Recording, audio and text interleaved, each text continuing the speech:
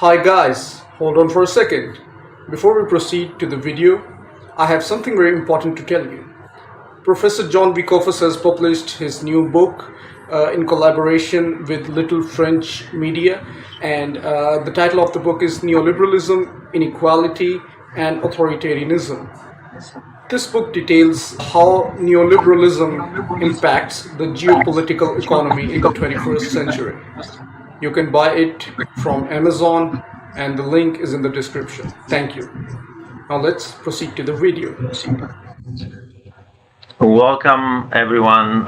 Thank you for joining me. I want to give you an overview about neoliberal culture. I did a longer video, and I invite you to watch this video. This is just a very brief summary of how neoliberalism impacts culture, and not just in a single country, but on a world scale. Just like neoliberal policies, which have to do with the political economy, everything from trade to banking. Similarly, and those policies transcend national borders. You can find them as much in Europe as in Latin America, as in Asia, within varying degrees. Similarly, neoliberal culture is also global. Globalization is a term identified with the neoliberal political economy. And just as there's globalization of commerce and high finance and high tech, there is globalization of culture. What is neoliberalism? It is not liberalism. It is not classical liberalism of the great British philosopher John Locke, which is, and the economist who used Locke's philosophy, political philosophy, to write The Wealth of the Nations, namely Adam Smith. It is not that.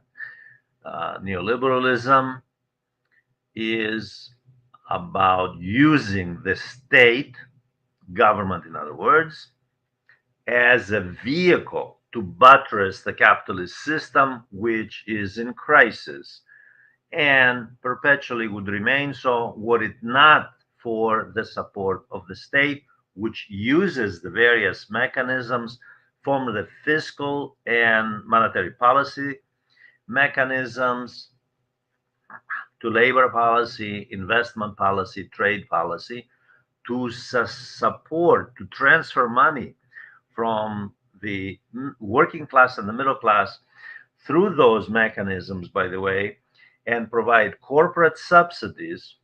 We're talking about corporate welfare here. That's the core of neoliberalism, along with deregulation and privatization of public assets, essentially given to private enterprise.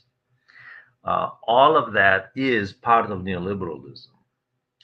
Neoliberalism has an ideology which is about the self. It is the zenith of atomism, the epitome of atomism. The neoliberalism celebrates atomism, the self, and it decries social justice and social responsibility. And the neoliberal citizen is the consumer citizen. It is not a citizen part of a society with a collective responsibility for the community, but rather a consumer citizen whose goal, whose purpose, I should say, is to buttress the capitalist system.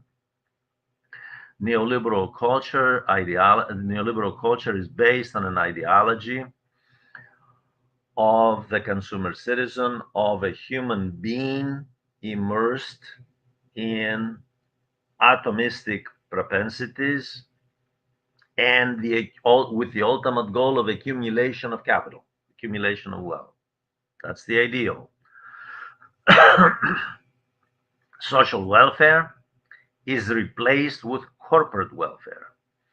So the culture then, this is part of the hegemonic culture. The hegemonic culture then influences the subcultures at the popular level on a world scale. One of those aspects of culture, and of course, obviously, this has been true throughout history, even long before neoliberalism, is religion. Even religious institutions and religion, from Islam to Christianity and Judaism, and Hinduism, let's not forget Hinduism, let's not forget India, which is immersed in neoliberalism, by the way, have adapted to the neoliberal political economy, its ideology, and the consumer citizen mentality, which is really a long ways from their um, spiritual contemplation and devotion to God and tranquility and serenity of the soul and essentially empathy for society and for the other, for the less fortunate in society. All of that has been replaced. It's not that the others are not there, they're still there. I want to make sure I make this point clear. It's just that they have taken a back seat because the neoliberal model is so prevalent, especially among some sects. For example, the evangelicals in the United States. Hinduism has been used in India as a front behind which is neoliberalism to sort of blindside the masses to support the neoliberal model, which again, its ultimate goal is capital accumulation. Neoliberal culture permeates all of society, the way people think, the way they behave as consumers, the way they behave as students. The student becomes a consumer. Um, the patient entering a hospital is a consumer. Everybody's a consumer. So the commodification, the individual is commodified like a tomato, like a motorcycle. So human beings under in the liberal culture become commodities themselves. So the commodification of the human being is at the core of the neoliberal culture. I invite you to take a look at this video. It's a very informative educational video. It is part of my long-term research, long-standing years of research on neoliberalism, and part of that I cover in a new book published just this year. I thank you for watching and listening. And again, I invite you to um, take a look at the video, the longer video by the same title, Neoliberalism, Culture and Society, and to join Asad Alim's channel. This is an educational channel managed by my good friend Asad Alim. Uh, Please join this educational channel. It's highly informative, and we'll have more